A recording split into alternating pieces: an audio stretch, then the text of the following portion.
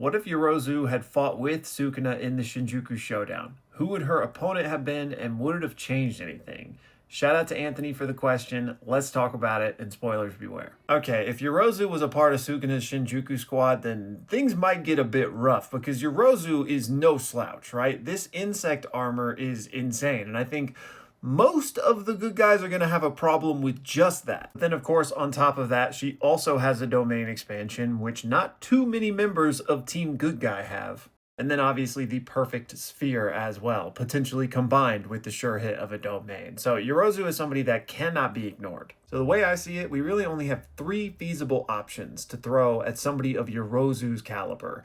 And the first on that list would be Yuta Okotsu. And I do think Yuta would be able to handle Yorozu. I'm not saying it would be easy, I'm not saying it would be quick, but I think he could do it.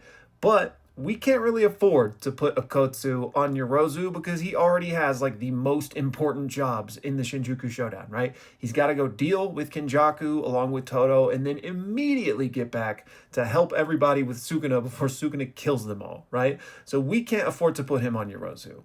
Next on that list, though, I think is Maki, and I think she would actually be a great matchup for Yorozu because, first and foremost, Maki's not going to have to worry about Yorozu's domain expansion, which that's a big factor, right? And then secondly, Maki with her Soul Split Katana isn't going to have to worry about the insect armor. Like that durability isn't going to matter to her because the sword will just, cut right through it.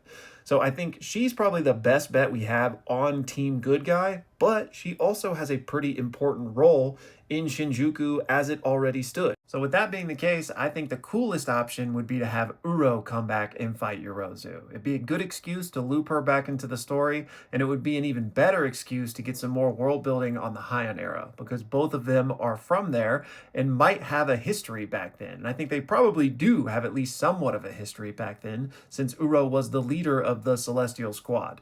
Plus, it would just be cool to see Uro's domain in action, because we know she has one, which means she's probably of the same caliber to give Yorozu a good fight. So that's what I would have liked to have seen. Ultimately, Yorozu being there, I don't think would have changed too much, but obviously it's impossible to say what that butterfly effect would cause. Like, it depends, can Maki afford to fight her? Does Uro come back? Etc. But y'all let me know your thoughts.